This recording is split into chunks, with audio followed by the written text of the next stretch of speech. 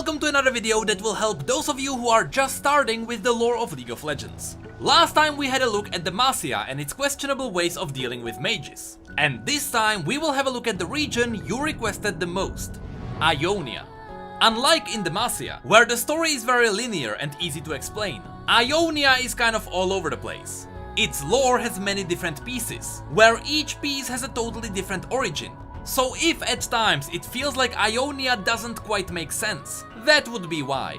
You'll know what I mean by this as we go through the stories of all the Ionian champions. Speaking of which, because Ionia contains so many champions with so many different stories, we will only quickly explain what's the deal with them. The priority is still to show people the basics, so they can head out and read any story they want without issues. So with that said, let's have a look at what Ionia even is. Although many may think that Ionia is an island, it is actually a continent, just like Valoran or Shurima. But the lands of Ionia are unique to the other continents, because here, nature is a powerful force. It is almost as if the entire continent was alive. But it's not just moving flowers and trees. The spirit of nature can also lower and raise water levels, call in hurricanes, or even command animals. And depending on how mortals behave in these lands, the spirit of nature can either help them or punish them. If you cut down a couple of trees in order to make a fancy house, the next morning you may wake up with your house being destroyed by the roots of the other trees. And if you hunt animals for sport, nature might call all the nearby animals to hunt you.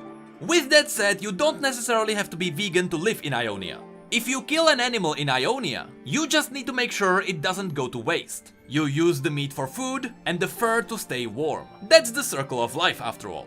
But the moment you start killing for fun, and not because you need to, that's when you'll have to face the wrath of nature.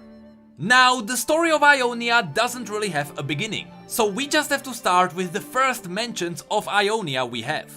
The first Ionian story happened about 6,000 years before the present events. During those times, most of the first human settlements were spread across the two main continents. But after wars erupted in both Shurima and Valoran, people started running away from all the conflict. And that's when humans started first arriving in Ionia too.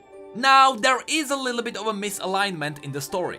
The main Ionian story explains that humans started running away from the Great Void War. But other stories that previously explained what the Great Void War was were removed. So right now, the only war with the Void we know about was in Icathia, but that was many years after the events of Ionia. So because things in this era are a little bit unclear, just remember that people were running away from some kind of cataclysm on Runeterra, and the only safe place for them at that time was Ionia. But of course, humans weren't the first beings to settle in Ionia.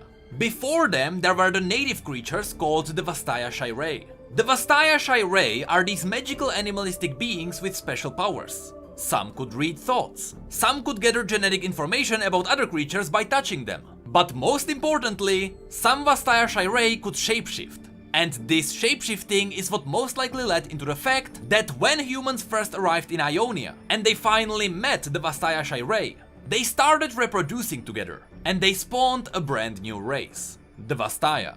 Riot even gave us this amazing evolution tree. Here you can see how the different tribes of Vastaya evolved. At the bottom you can notice how humans and the Vastaya Shirei combined into the Vastaya. From there we have the Landwalker tribes. For example, the Kilash, which is what Rengar is, the Shimon, which is what Wukong is, and then there is Ahri. Now don't get confused. The reason why Ahri is separated from the others is because this picture was painted by Eduard Santangelo, who was an explorer from Piltover. He encountered Ahri in the wilds while exploring Ionia, and he fell in love with her, despite never talking to her. So the reason why Ahri is a special snowflake here is because the person who painted this had a soft spot for her. Anyway, you can also notice the Vastayan tribes of the sea, and of course we know Nami as one of the Marai. At the top there are also the Vastayan tribes of the sky, but unfortunately we don't know anyone from these. And lastly, all this time you might have noticed Shapeshifters right beside the tree. That's because Shapeshifters are related to the Vastaya, but they are still entirely separate race. Because Shapeshifters can change their appearance, which is something no Vastaya that we know of can do. But there is one exception to this rule. There is also Niko. Niko comes from the Uviket tribe. During the early years of human settlements in Ionia, the Uviket tribe decided to travel to the east, to an island that is not even on the map.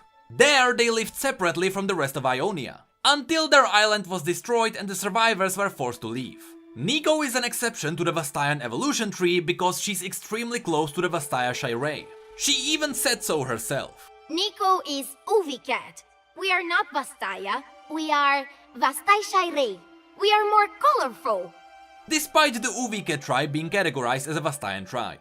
The reason for this is most likely because the Uviket are one of the first generations of the Vastaya. And because they left Ionia, there wasn't a chance to dilute their genes with human genetics even more. So most of their Vastaya Shirei abilities stayed intact. I say this, but none of this was actually explained to us. So take this as an unconfirmed speculation. Anyway, with that said, that is pretty much how Ionia got kickstarted.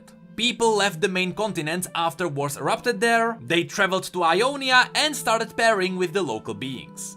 This is how ancient Ionia was founded. Fun fact, the ancient Ionia was also called the First Lands by the native Ionian beings.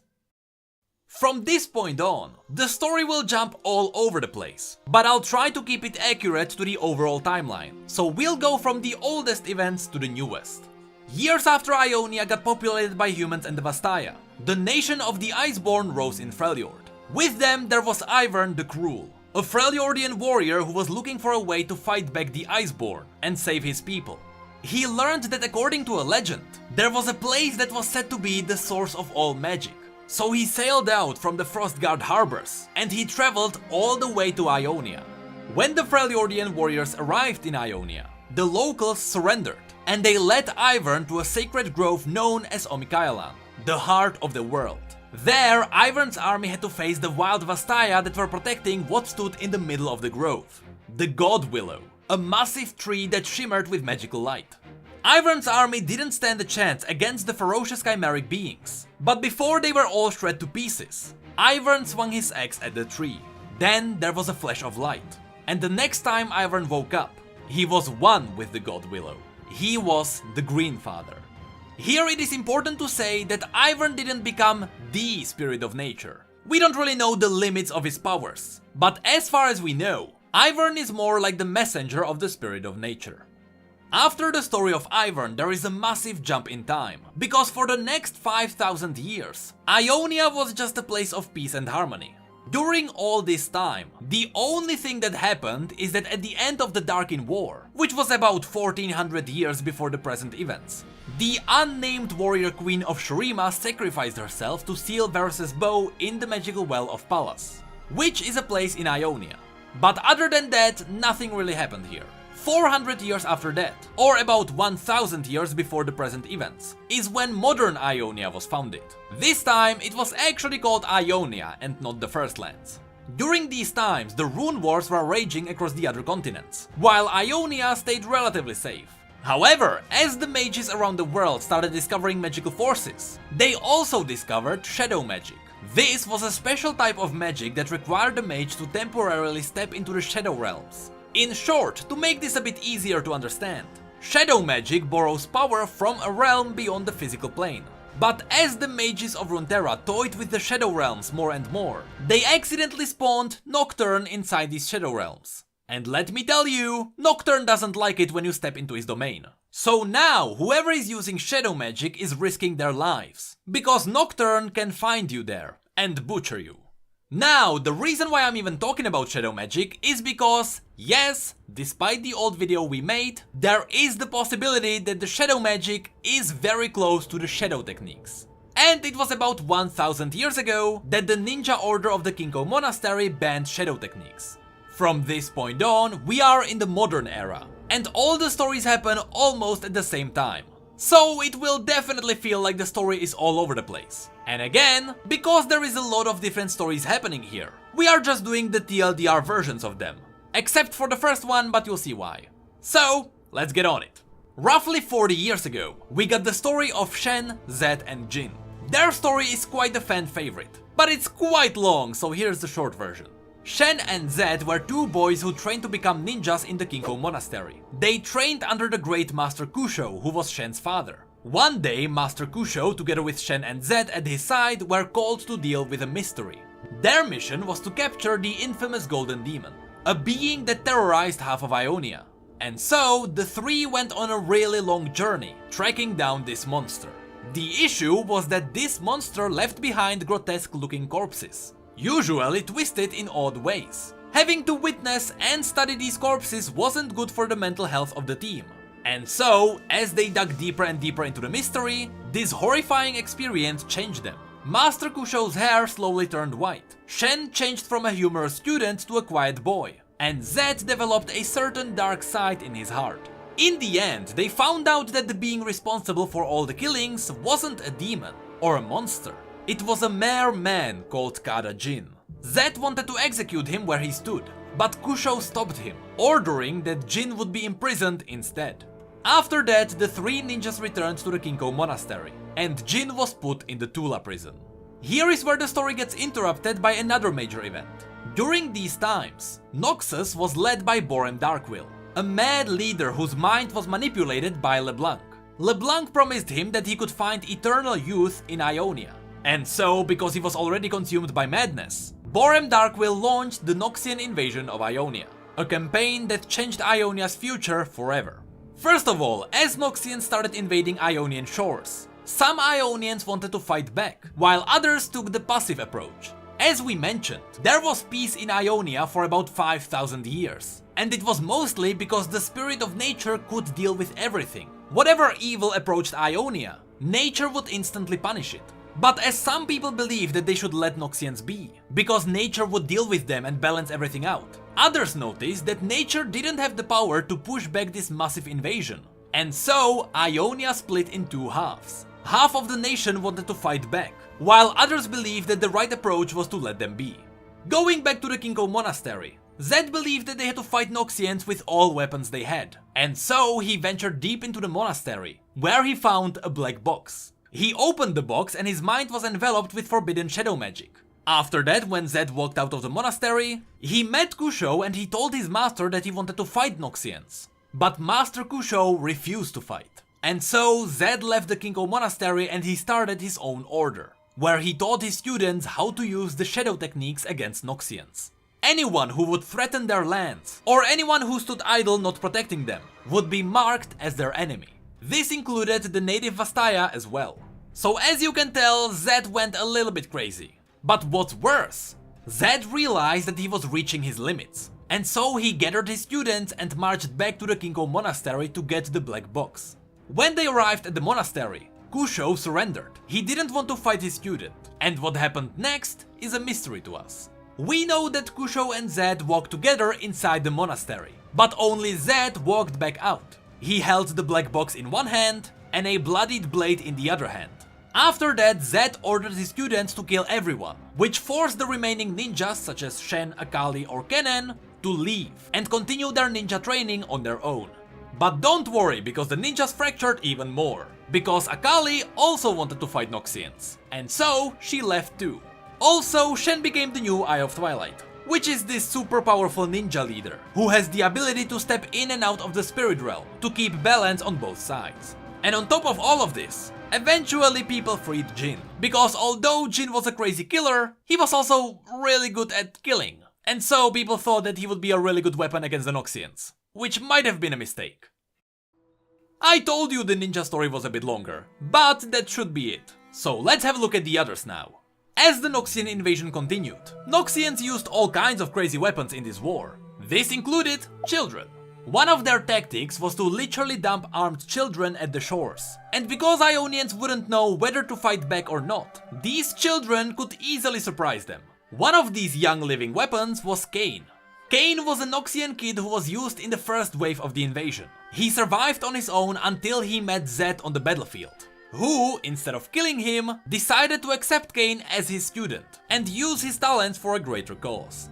Other teenage kids that were used in this war were Riven, who was dragged here all the way from Travail and who decided to switch sides after she saw what Noxians were doing to Ionians, and Thalia, whose parents naively sent her to Noxus because they thought they could find a better use for her powers.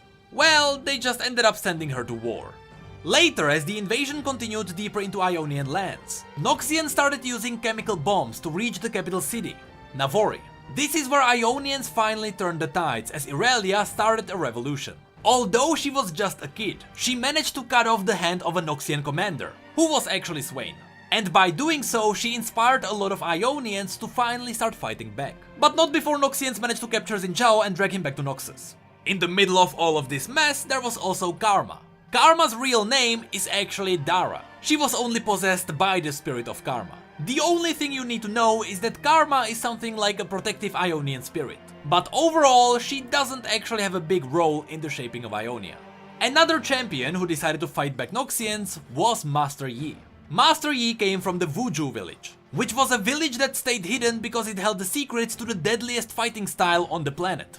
Despite the fact that he was forbidden to leave the village, Master Yi showed up on the battlefields, and he killed entire legions on his own. But Noxians managed to track down where he came from, and just to be safe, they nuked the Wuju village with chemical bombs as well. Next, as the invasion spread to Pallas, we got the story of Valmar and Kai, two Ionian hunters. Long story short, Kai was mortally wounded, so in order to save his life, Valmar jumped with him into the powerful well where Varus was sealed. And moments later, Varus was reborn with the combined body of Valmar and Kai. While all of this was happening, there is also the story of Yasuo. Yasuo was a swordmaster who was meant to protect the elder of his village. But when Noxian started conquering the surrounding villages, Yasuo left his post to stop them. Which he did. But when he returned, the elder he was supposed to protect was dead. And everyone thought that Yasuo killed him. Spoiler alert, later we learned that technically the master killed himself when he was trying to help Riven. Then we have Lee Sin. Lee Sin was a monk of the Hirana monastery, who was trying to master his gift, which was the ability to use the primal rage of the dragon. One time he grew impatient, and he tried to use the dragon's kick on his instructor. Unfortunately, he managed to paralyze the instructor, and so he was banished for his arrogance. After that, Lee Sin simply traveled around until he found Udyr, a man who also lost his ways. Together the two men bonded, and when they heard that Noxus invaded Ionia, they returned to the Hirana monastery to protect it. There, Lee Sin was forced to evoke the power of the dragon again, and with that he was engulfed in flames, which burned his skin and melted his eyes. Finally, the last story, which is also an event that happened in the present times, is the story of Syndra. Syndra comes from Phalor in Ionia. She was a child with a gift of power. She could wield magic unmatched by anyone in Ionia. So just to be safe, Syndra's mentor limited her powers with a spell. However, as Syndra grew up, she found out that her powers were being limited. And so, feeling betrayed, she killed her mentor, which broke the spell, and Syndra got her unlimited power back. This caused a great explosion of negative magic in Phalor. And in response, the spirit of Ionia itself decided to lock Syndra down, as roots shot up and dragged Syndra down to an underground prison, where living water suppressed her powers and trapped her in a magical sleep. And lastly, we have only two more champions to talk about, Xayah and Rakan. These two Vastayan lovers met in Volonko, which is a place you can actually find on the map. But despite the region being in war with Noxus, Xayah, Rakan and their Vastayan special force is more in war with the Order of the Shadow led by Zed. That's because as Zed is trying to expand the shadow techniques, he is stepping into the magical forces of Ionia, and in the process he is tainting the nature with dark magic. This is what Rakan and Xayah are trying to prevent. I know this was a lot of information, but that is it for Ionia. Everything will make even more sense when we have a look at Noxus, because the entire invasion will get more context. Actually, one more piece of information, there are dragons in Ionia, and look at the size of the eggs. And look at the dragon going on rampage. Anyway, the final thing we can mention is Bard. I know Bard cinematic is old, but according to all the information we got, whatever happened in it happened in Ionia. But at this point, we've been trying for too many years to figure out what's happening here, or what the heck this even is. Also, Riot, if you decide to cut a mountain in half, please at least put it on the map next time. Hey, did you know that we have social media and Twitch where we talk about other League facts and stories? And did you know that we have neat mugs and shirts too? The links to all of that will be below. And as always, thank you, come again.